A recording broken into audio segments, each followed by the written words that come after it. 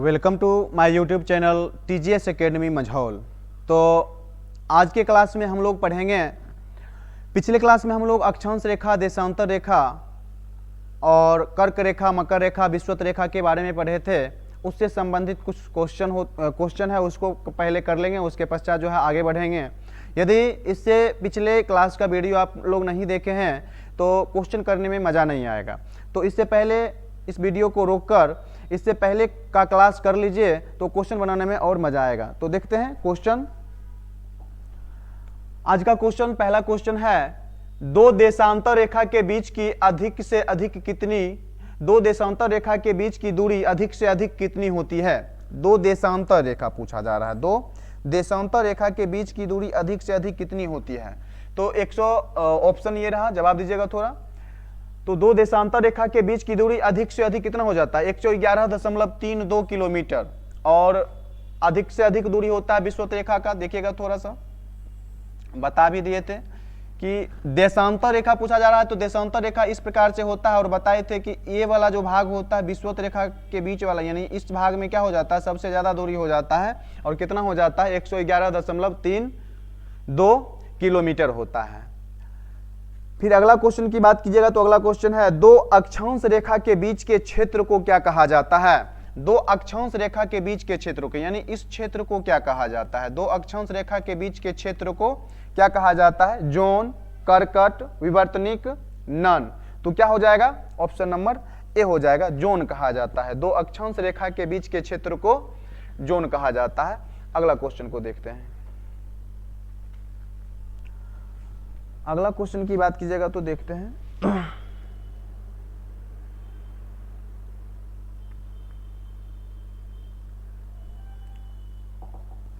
अगला क्वेश्चन है, कौन सा महत्वपूर्ण अक्षांश रेखा भारत को दो लगभग बराबर भागों में विभाजित करती है। यानी कौन सा अक्षांश रेखा है जो भारत को दो बराबर भाग में विभाजित करता है। कौन सा अक्षांश रेखा है, तो 23.5 डिग्री दक्षिणी अक्षांश, 23.5 डिग्री उत्तर, 68 डिग्री 7 मिनट पूरब गुजरात में, 68 डिग्री 67 मिनट पूरब राजस्थान में। तो कौन सा अक्षांश है जो भारत को लगभग दो बराबर भाग में क्या करता है, विभाजित करता है, उत्तर भारत और दक्षिण भारत में। तो बताए थे आप लोग को कि भारत से एक रेखा गुजरता है, भारत से एक रेखा गुजरता है जो भारत को दो बराबर भाग में क्या करता है, विभाजित करने का काम करता है। उस रेखा का क्या नाम है, 23.5 डिग्री उत्तरी अक्षांश रेखा, यानी कर्क रेखा, जो भारत के कितने राज्य से होकर जाता है, तो वह भारत के 8 राज्य से होकर जाता है। अब ऑप्शन नंबर ए में है 23.5 डिग्री दक्षिणी अक्षांश। तो 23.5 डिग्री दक्षिणी अक्षांश रेखा को क्या कहा जाता है, मकर रेखा कहा जाता है। क्या कहा जाता है,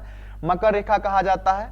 ठीक है, अगला क्वेश्चन की बात कीजिएगा तो अगला क्वेश्चन है, 23.5 डिग्री उत्तरी अक्षांश रेखा को क्या कहा जाता है। अभी तुरंत बताएं, इससे पहला वाला क्वेश्चन में ही बताए हैं। तो 23.5 डिग्री उत्तरी अक्षांश रेखा को क्या कहा जाता है, कर्क रेखा कहा जाता है। मकर रेखा क्या होगा, 23.5 डिग्री दक्षिणी अक्षांश रेखा को, 23.5 डिग्री दक्षिणी अक्षांश रेखा को हो जाएगा मकर रेखा कहेंगे।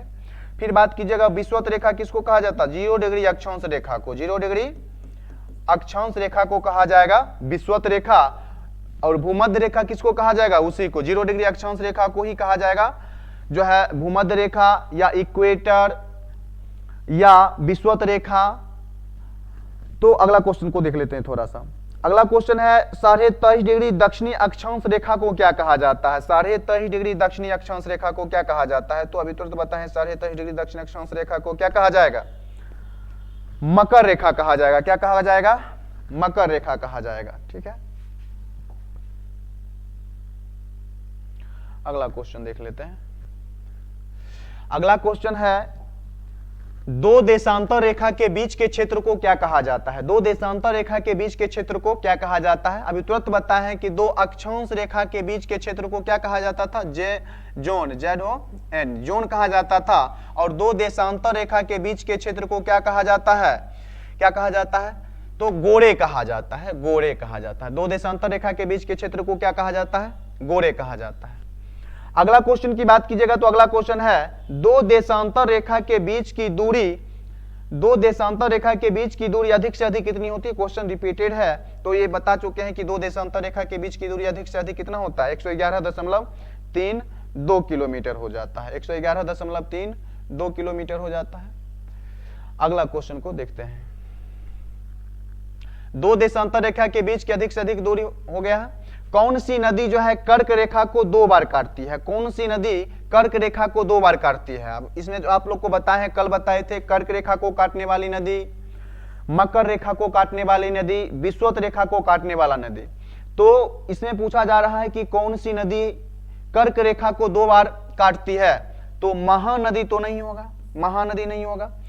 कांगो या जायरे की बात कीजिएगा तो कांगो या जायरे जो है ये किसको काटता है? विषुवत रेखा को काटता है, विषुवत रेखा को 2 बार काटती है। फिर लिम्पोपो नदी की बात कीजिएगा तो ये मकर रेखा को 2 बार काटती है, मकर रेखा को 2 बार काटती है। और माही नदी की बात कीजिएगा तो माही नदी ही होगा जो कर्क रेखा को कितने बार काटती है? 2 बार काटती है। और माही नदी के बारे में बताए थे कि ये मध्य प्रदेश के मेहद झील से निकलती है और भारत में जो है ये कर्क रेखा को कितने बार काटती है? 2 बार। तो आंसर क्या हो जाएगा? B number.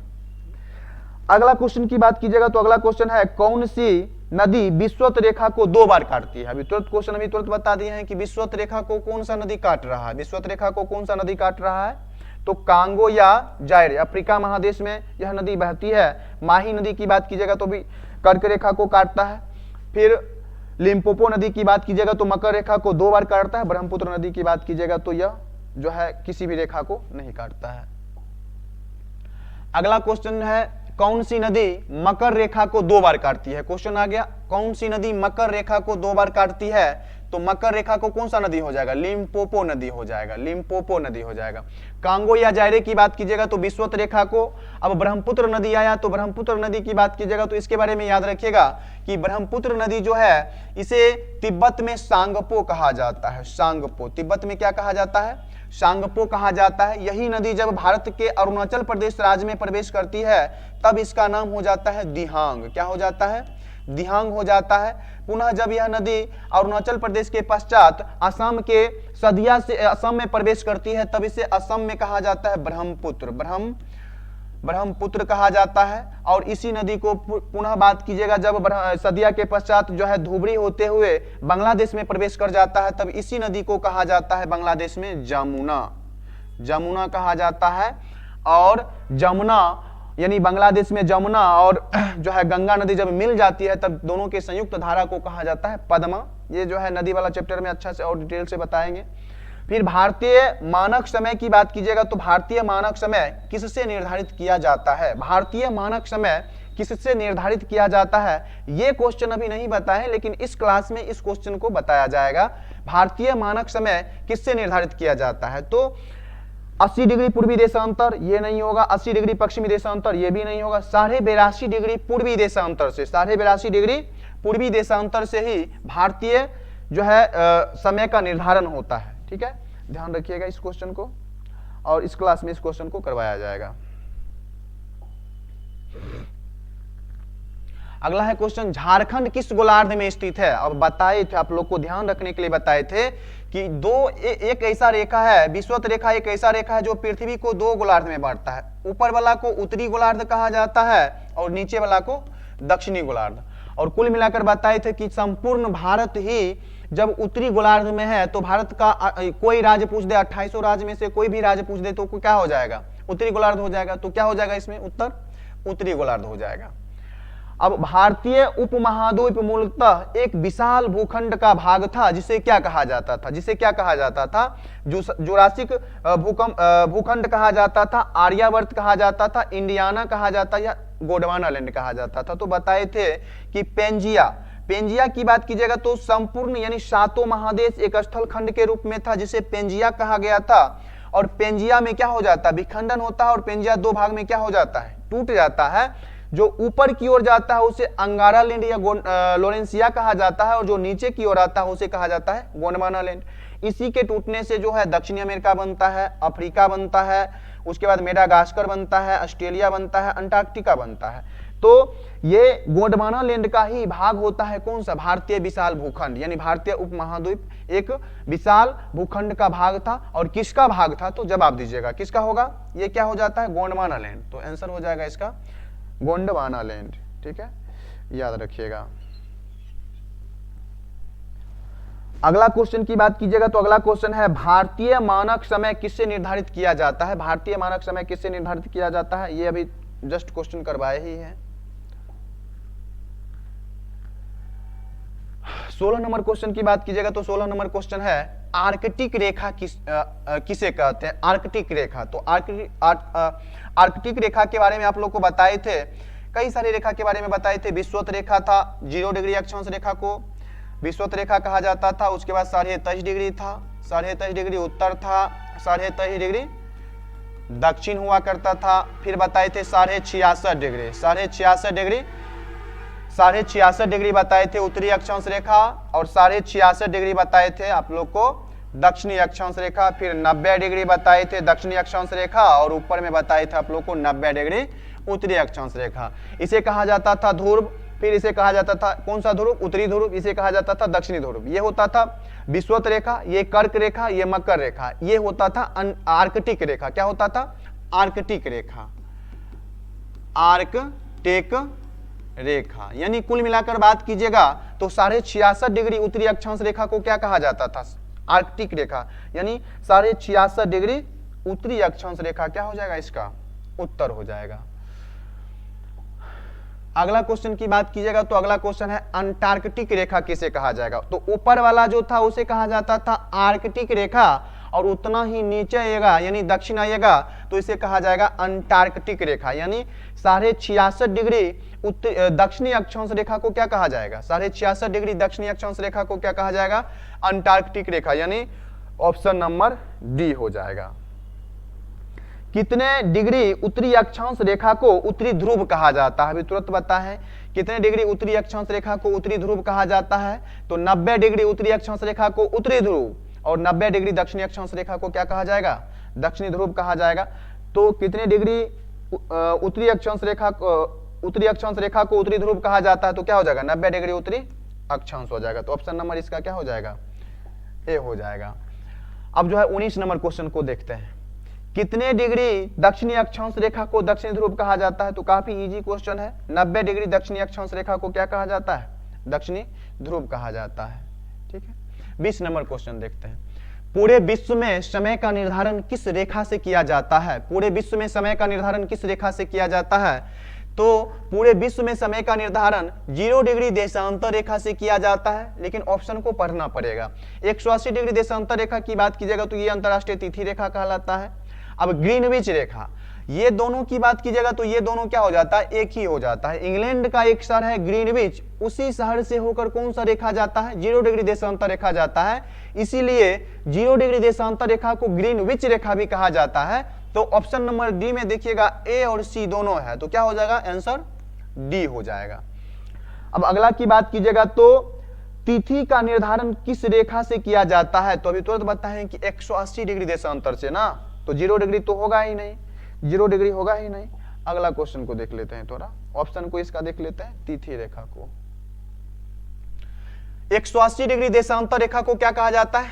तिथि रेखा कहा जाता है। क्या कहा जाता है? तिथि रेखा। 180 डिग्री देशांतर रेखा को क्या कहा जाता है? तिथि रेखा कहा जाता है। अब देशांतर रेखा के बीच की अधिकतम दूरी कहां हो जाती है? तो बताए थे आप लोग को कि देशांतर रेखा के बीच की अधिकतम दूरी की बात कीजिएगा तो क्या हो जाता है? विषुवत रेखा पर हो जाता है। कहां हो जाता है? विषुवत रेखा पर। और यहां आइएगा तो क्या हो जाएगा? दूरी एकदम शून्य के बराबर हो जाएगा, तो विषुवत रेखा पर होगा। यानी विषुवत रेखा भी दिया हुआ है। आप लोग को बताए थे कि विषुवत रेखा को ही कहा जाता है ध्रुव, तो सॉरी विषुवत रेखा को ही कहा जाता है भूमध्य रेखा या इक्वेटर कहा जाता है। तो इसमें भूमध्य रेखा भी दिया हुआ है, यानी बी और सी क्या हो जाएगा? दोनों। यानी ऑप्शन नंबर क्या हो जाएगा? डी हो जाएगा। देशांतर रेखा के बीच की दूरी न्यूनतम कहां होता है? तो बताए थे सबसे ज्यादा दूरी यहां होगा, उसके बाद धीरे धीरे क्या हो जाएगा? कमते जाएगा, और यहां पर आकर क्या हो जाएगा? शून्य हो जाएगा। तो देशांतर रेखा के बीच की दूरी जो है न्यूनतम कहां होगा? ध्रुव पर होगा। कहां हो जाएगा न्यूनतम? तो न्यूनतम हो जाएगा ध्रुव पर, विषुवत रेखा पर, भूमध्य रेखा पर, बी और सी दोनों। तो क्या हो जाएगा? ध्रुव पर हो जाएगा। तो उम्मीद करते हैं सब क्वेश्चन आप लोग जवाब दिए होंगे और इसका उत्तर भी दिया हुआ है, और इस क्वेश्चन को जो है आपके वीडियो के डिस्क्रिप्शन में डाल दिया जाएगा, और इसका आप लोग रिवीजन करते रहिएगा। तो उम्मीद करते हैं ये वाला क्लास आपको और अच्छा लगा होगा। यदि यह क्लास आपको अच्छा लगा तो आप इस वीडियो को लाइक, शेयर और सब्सक्राइब जरूर कीजिएगा, और कमेंट किया कीजिए। कमेंट करते हैं तो कमेंट को पढ़ने के बाद जो है स्टूडेंट को यानी क्या चाहिए इस वीडियो में या इस क्लास में क्या कमी है या आपको क्या समझ में नहीं आया, ये कोई यदि कमेंट कीजिएगा तो उस यानी बात को अगले क्लास में जरूर समझाया जाएगा और कमेंट के माध्यम से हमें यह जो है विश्वास हो जाएगा कि नहीं बच्चा समझ रहा है। यदि समझ रहे हैं, कितना समझ रहे हैं, कमेंट के माध्यम से हमें यह जानकारी जरूर दें और वीडियो को लाइक शेयर और सब्सक्राइब जरूर करें। धन्यवाद।